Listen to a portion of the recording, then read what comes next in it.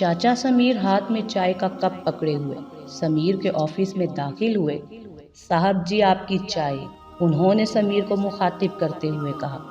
समीर ने चाचा जी की तरफ देखा और कहा कि चाचा जी बैठ जाए, मुझे आपसे कुछ ज़रूरी बात करनी है। समीर की तरफ देखते हुए चाचा जी कुर्सी पर बैठ गए। समीर ने अपनी बात शुरू की। चाचा जी आप तो जानते हैं कि 1 साल से कोरोना की वबा फैली हुई है। मेरा बिजनेस ना होने के बराबर है। मैं अब ज़्यादा लोगों को तनख्वाह नहीं दे सकता, बस चंद एक ज़रूरत के लोग रखूंगा, बाकी सबको फारिग कर दूंगा। आप भी कल मैनेजर से मिल लीजिए और अपना हिसाब क्लियर कर लें। अब मुझे आपकी ज़रूरत नहीं है। चाचा कमाल हसरत भरी निगाहों से समीर की तरफ देखने लगे।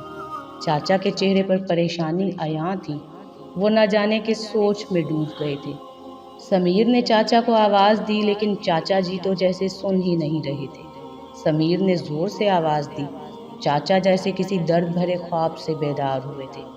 सफ़ेद दाढ़ी, बुढ़ापा, कमज़ोर कांपते हुए हाथ, और उन कांपते हाथों से चाय का कप उठाया और कांपती हुई आवाज़ में बोले, अच्छा साहब जी, अल्लाह आपकी मुश्किलात को आसान फरमाए, हमारा भी अल्लाह मालिक है।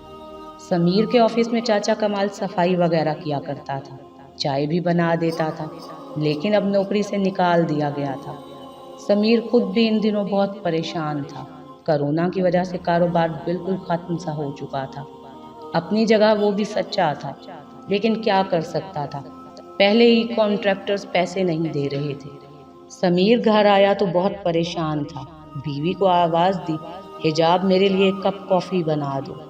हिजाब पास आई और उसको परेशान देखकर बोली, आप परेशान लग रहे हैं, क्या बात है? समीर ने लंबी सांस ली और कहा कि क्या बताऊं, बैंक से लोन लेकर कुछ कॉन्ट्रैक्ट साइन किए थे, अब बैंक की 2 एक साथ पेंडिंग है, कल वो भी आ जाएंगे पैसे लेने। कोई भी कॉन्ट्रैक्टर पैसे नहीं दे रहा, कोई नया कॉन्ट्रैक्ट भी नहीं मिल रहा, समझ नहीं आ रहा कि क्या करूं। हिजाब ने कंधे पर हाथ रखा और कहा, आप परेशान ना हो, सब कुछ ठीक हो जाएगा, मैं आपके लिए कॉफ़ी बनाकर लाती हूँ। चाचा कमाल घर आए। मालिक मकान दरवाजे पर खड़ा था।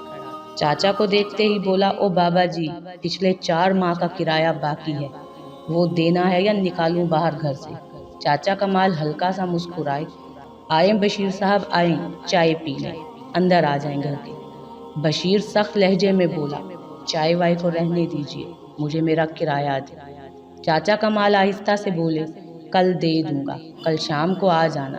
फिर वो अंदर गए। बूढ़ी बीवी खांस रही थी। चाचा कमाल के 3 बच्चे थे। सबसे बड़ी एक बेटी जो 20 साल की थी, छोटा बेटा 17 साल का जो अभी पढ़ रहा था, और सबसे छोटी बेटी 12 साल की। बेटी को आवाज़ दी और कहा कि आरजू बिटिया, पानी का ग्लास दे दो एक। आरजू पानी लेकर आई, पानी का घूंट भरा, किसी सोच में गुम हो गई। बेटा पास आया, अब्बा परसों पहला रोज़ा है, रमज़ान का सामान लाने कब जाना है?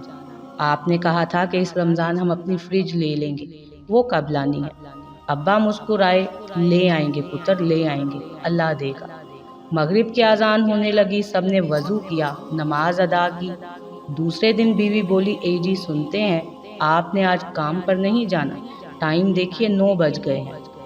चाचा कमाल बीवी की बूढ़ी आंखों में देखकर बोले, अभी हमारे इम्तहान बाकी हैं, शायद अभी हमारा सफ़रे आजमाइश भी बाकी है। साहब ने मुझे नौकरी से निकाल दिया है, कहते हैं अब ज़रूरत नहीं। बूढ़ी बीवी का तो सर ही जैसे मानो चकरा गया। पास आन बैठी और बोली, रमज़ान शुरू हो रहा है, कल पहला रोज़ा है, बच्चे रमज़ान का सामान लाने की बात कर रहे थे, और अब हमारे लिए एक और इम्तहान, कब हमारे खुशहाली के दिन आएंगे? चाचा कमाल उदासी से बोले, अल्लाह वारिस है, परेशान ना हो। दूसरी तरफ बाज़ारों में लोगों का हजूम था। लोग सहरी और इफ्तारी का सामान खरीद रहे थे। चाचा कमाल का बेटा अपने दोस्त के साथ बाजार गया, उसके दोस्त ने भी सामान लेना था। चाचा कमाल का बेटा मुजम्मिल हसरत भरी निगाहों से देख रहा था कि लोग कितना कितना सामान लेकर जा रहे हैं। मैं भी अब्बा को जाकर कहता हूँ, हम भी रमज़ान के लिए सामान ले जाएंगे। उधर चाचा कमाल ऑफिस से जो भी हिसाब मिला था, वो सारे पैसे लाकर उन्होंने मालिक मकान को दे दिए। अब जेब एक बार फिर खाली हो गई। परेशानी का आलम था, जानता था बच्चे बाजार जाने का कहें, बच्चों का सामना कैसे करता। ہمت کی اور گھر کی طرف چل دیے۔ بیٹا دیکھ کر بولا، ابا آپ ہی نے یہ سامان کی لسٹ لکھ کر دی ہے، چلیں ہم بھی سیب پہلے لے کر آتے ہیں۔ آنسو پلکوں کے پیچھے چھپا لیے آہستہ سے بولے، پتر مجھے پرسوں تنخواہ مل جانی ہے، پھر جا کر لے آئیں گے۔ مزمل افسردگی سے بولا، ابا وہ ہمارے ہمسائے کا بیٹا ہے نا غفار، میرا دوست، میں اس کے ساتھ گیا تھا، وہ پورے 5,000 کا سامان لے کر آیا ہے۔ ابا چپ ہو گئے۔ آج پہلا روزہ تھا، سحری میں کھانے کے لیے کیا تھا؟ وہی رات کا بنا ہوا کھانا، چائے بنانے کے لیے نہ دودھ تھا نہ کھانے کے لیے دہی، رات کی بچی ہوئی سبزی گرم تھی۔ سب نے سحری کی عبادت کرنے لگے۔ افطاری کا وقت تھا۔ بڑی بیٹی نے دال چاول بنائے اور چھوٹی بہن کو کہا کہ ہمسائے کے گھر سے جا کر برف مانگ لائے۔ چھوٹی بہن نے ایک گھر کا دروازہ کھٹکھٹایا۔ ایک عورت نے دروازہ کھولا اور پوچھا کہ ہاں کیا ہے؟ آنٹی میری آپی کہہ رہی ہیں کہ تھوڑی سی برف دے دیں۔ وہ عورت منہ بنا کر بولی، کوئی نہیں ہے برف، ہر رمضان تم لوگ آ جاتے ہو منگتے کہیں کے، ہم نے ٹھیکہ لیا ہوا ہے تم لوگوں کا۔ عافیہ خاموش ہو گئی۔ واپس مڑنے لگی تو وہ عورت بولی، جا رک جا، آج لے جا، کل سے نہ آنا یہاں۔ شازیہ بھی روزے سے تھی، برف لا کر آپی کو دی اور کہنے لگی، آپی آنٹی نے اتنی باتیں کی ہیں، میں نے نہیں جانا کل سے برف مانگنے۔ آپی سمجھ سکتی تھی، خاموش ہو گئی۔ سب افطاری کے لیے بیٹھے تھے، سادہ پانی چند کھجوریں دسترخوان پر تھیں۔ اذان ہوئی اور افطاری کرنے لگی۔ چھوٹی بیٹی بولی، ابا جن کے گھر میں برف لینے گئی تھی نا، وہ سیب والا جوس بنا رہے تھے، انہوں نے اتنا زیادہ فروٹ کاٹا ہوا تھا، وہ نا لال والا میٹھا پانی ہوتا ہے نا شربت، وہ بھی بنا رہے تھے، ابا ہم کو بھی لا دو نا شربت۔ چاچا کمال نے اس کے سر پر ہاتھ پھیرا، میری بچی اللہ دے گا ہم کو۔ بیٹا کہنے لگا، ابا میں کل سے مسجد میں افطاری کیا کروں گا، وہاں لوگ بہت سارا سامان دیتے ہیں۔ ماں آہستہ سے بولی، کوئی ضرورت نہیں، گھر ہی رہو۔ 10 روزے گزر گئے تھے۔ بچے ہر روز سموسے پکوڑے یا پھل فروٹ کی فرمائش کرتے، باپ ہر روز ٹال دیتا۔ مزمل ضد کرنے لگا، ابا ہر روز گرم پانی سے افطاری کرتے ہیں، کچھ بھی نہیں ہے گھر میں، ہمیں آج سیب کیلے لا کر دو۔ چاچا کمال مسکرانے لگے، اچھا میں جاتا ہوں بازار لے آتا ہوں۔ چاچا کمال بازار گئے، پاس صرف 30 روپے تھی۔ ایک پھل والے سے پوچھا کہ یہ سیب کتنے کے کلو ہیں؟ اس نے بتایا کہ 300 کے اور یہ والے 350 روپے کے ہیں۔ ہر چیز کا ریٹ آسمان کو چھو رہا تھا۔ چاچا خاموش ہو گئے، پھر بولے کہ یہ لو 30 روپے اور اس کے جتنے سیب آتے ہیں مجھے دے دو۔ دکان والا ہنسنے لگا، چاچا 30 روپے کا بس ایک ہی سیب آئے گا۔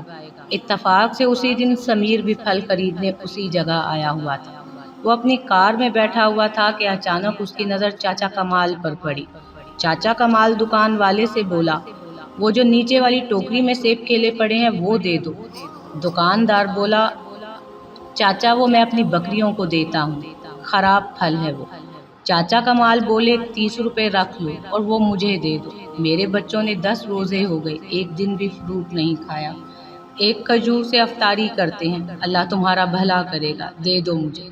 دکان والے کو شاید ترس آ گیا تھا، 30 روپے بھی واپس کر دیے اور کہا کہ جا چاچا ساری ٹوکری اٹھا کر لے جا۔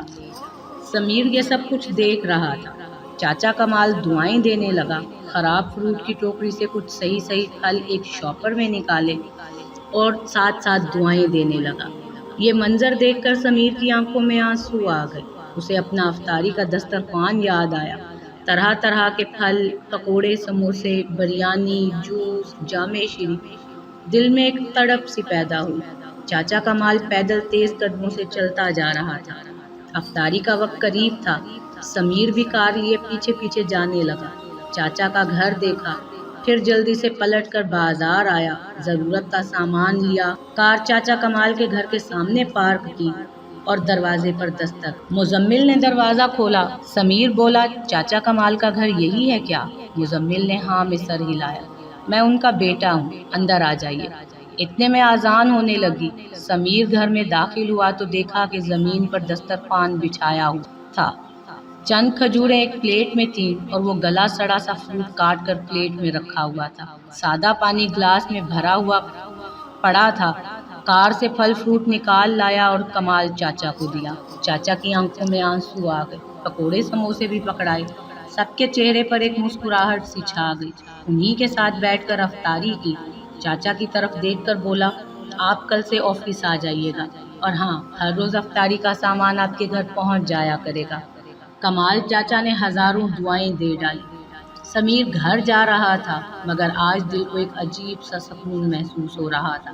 گھر گیا تو حجاب سے کہنے لگا، کل سے صرف افطاری کا سامان ضرورت کے مطابق ہی کاٹنا۔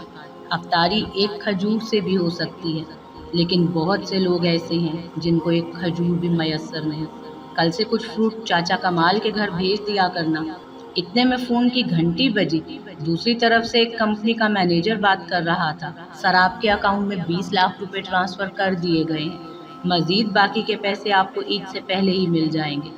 سمیر نے آسمان کی طرف دیکھا اور ایک سکون اس کے چہرے پر جھلکنے لگا۔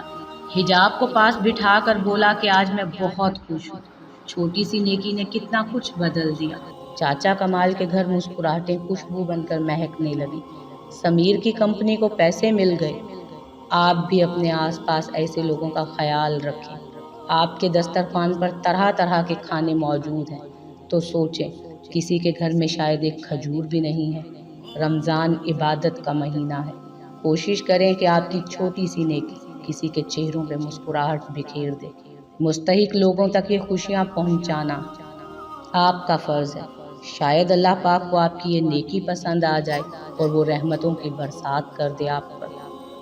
یہ تحریر پڑھ کر اگر کسی ایک گھر میں بھی مدد پہنچ گئی تو مجھے لگے گا کہ میرا اس کہانی کو بیان کرنے کا مقصد پورا ہوا۔ جزاک اللہ۔